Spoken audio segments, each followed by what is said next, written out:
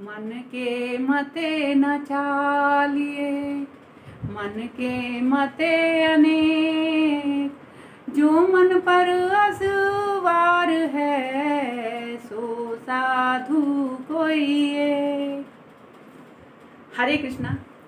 आज हम स्थिर बुद्धि को समझेंगे।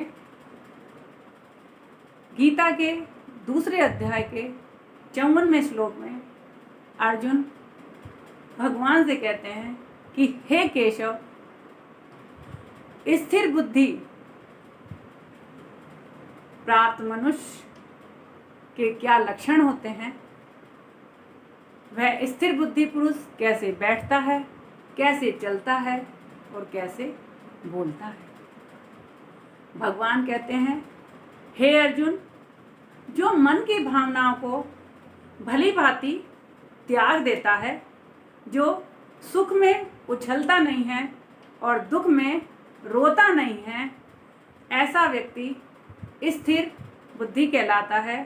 जो लाभ हानि होने पर, विजय पराजय होने पर राग या द्वेष का भाव नहीं रखता, उसे स्थिर बुद्धि कहते हैं।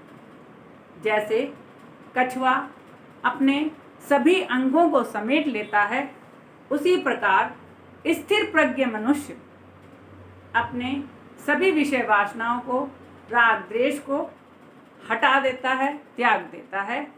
तब उसकी बुद्धि स्थिर हो जाती है और स्थिर बुद्धि वाला व्यक्ति किसी भी परिस्थिति में अपने आप को विचलित नहीं करता और जो उसने डिसीजन ले लिया है, जो उसने सोच लिया है, उसी के अनुसार अपने कर्तव्य का पालन करता है। जो संपूर्ण इंद्रियों को वश में करके मेरे परायण अर्थात परमात्मा के परायण हो जाता है, वह स्थिर बुद्धि कहलाता है और उसकी बुद्धि स्थिर हो जाती है।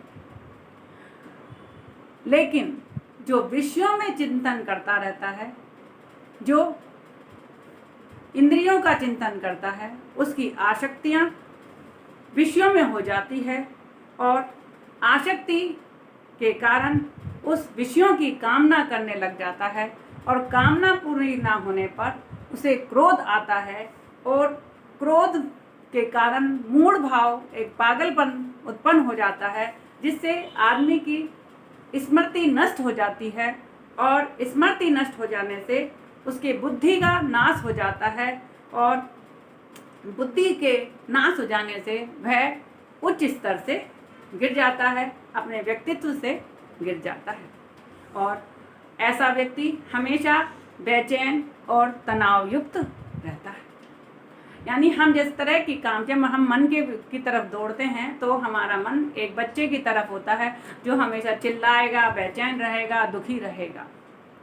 जैसे हमारी कोई कामना है और हमारे को वो नहीं मिल रही, जैसे हम बड़े हो जाते हैं तो हमारी कामनाएं कुछ अलग तरह की होती हैं। जैसे हमारी कार की कामना है, यदि हमें कार नहीं मिल रही है तो हमें यानी शांति से, यदि आपके पास पैसा है तो आप खरीद लेंगे, अगर नहीं है और आपके मन में जिद आ गई बच्चे की तरह कि नहीं मैं तो लूँगा ही, तो आपका मन बेचैन हो जाएगा और आप दुखी होकर के आपको तनाव होगा और आप गुस्सा करेंगे क्योंकि आपको वो चीज़ चाहिए, उसमें आपकी आसक्ति हो गई है, अब आपके अंदर कामना हो गई, तो आपको सारे दिन वही चीज़ दिखेगी, आपका मन कहीं दूसरी जगह लगेगा ही नहीं। इस कारण आपके अंदर एक पागलपन सा आ जाता है, टेंशन आ जाती है, परेशान हो जाते हैं और छोटी छोटी बातों में हम गुस्सा करने लग जाते हैं, क्योंकि अब वो मन आदमी शांति से नहीं रह सकता। अब उसकी जो प्रवृत्ति है, उसकी जो प्रकृति है, कामनाओं की तरफ, आसक्ति की तरफ जाती रहती है, जिसके कारण उसे शांति और प्रसन्नता नहीं मिल पाती है।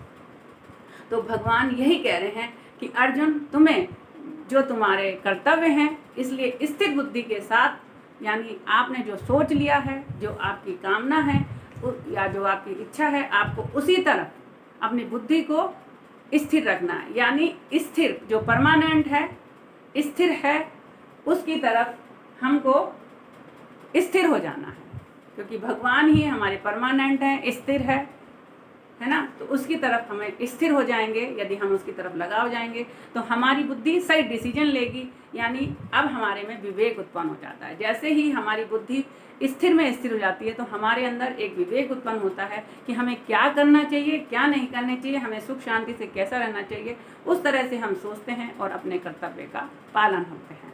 स्थिर बुद्धि यानी जो स्थिर है, जो परमानेंट है, जो रियल है, उसमें स्थिर हो जाएगा और वैसा व्यक्ति संसार की कामनाओं की तरफ नहीं भागता, और वह कामनाओं की तरफ नहीं भागता तो असंतुष्ट और तनाव मुक्त नहीं रहता। इसलिए हमें स्थिर प्रज्ञ बनना चाहिए। अब भगवान इसमें एक उदाहरण और देते हैं कि जैसे समुद्र के अंदर बहुत सारी नदियां आती हैं और समुद्र में समा जाती हैं, ऐसे ही विषयों की कामनाएं जब स्थिर बुद्धि में आती हैं तो उसके अंदर समा जाती हैं और उसके अंदर वही शांति और प्रसन्नता रहती है। जैसे समुद्र के अंदर सारी नदियां आ जाती हैं तो वह बिल्कुल भी विचलित नहीं रहता, स्थिर रहता है और उसके अंदर अनंत खजाना है। समुद्र के अंदर जितनी गहराई में हम जाते हैं उसमें ही अनंत खजाना मिलते हैं। ऐसे ही हम शांति में, ध्यान में जाते हैं तो हमें एक पॉजिटिव शक्तियाँ प्राप्त हो जाती हैं और हम आनंद के साथ और शांति के साथ रहते हैं और हमारी बुद्धि और भी प्रगति कर जाती है, यानी हम विवेक से जुड़ जाते हैं, परमात्मा से जुड़ जाती है। तो हमें एक सत्प्रेरणाएं और एक पॉजिटिव एनर्जी मिलना चालू हो जाती है, जिसके कारण हमें सुख शांति मिलती है। और यदि हम उससे नहीं जुड़ते हैं तो जब हम कामनाओं की तरफ, विषयों की तरफ जाते हैं तो भोग से रोग उत्पन्न होते हैं, मन में बेचैनियाँ उत्पन्न होती है, तनाव पैदा होता है। तो ये जो हमें रोग देगा, शोक देगा, तनावग्रस्त बना देगा और बार बार यदि कामनाएं की पूर्ति नहीं होगी तो हमें क्रोध पैदा होगा। इसलिए भगवान अर्जुन से कहते हैं कि हे अर्जुन, तुम स्थिर बुद्धि बनो ताकि शांति से जी सको, जो तुम्हारा कर्तव्य है वो उसका पालन कर सकोगे और अपने कर्तव्य का पालन करते हुए अपने जीवन में यश, सुख, शांति को प्राप्त कर सकोगे। हरे कृष्ण।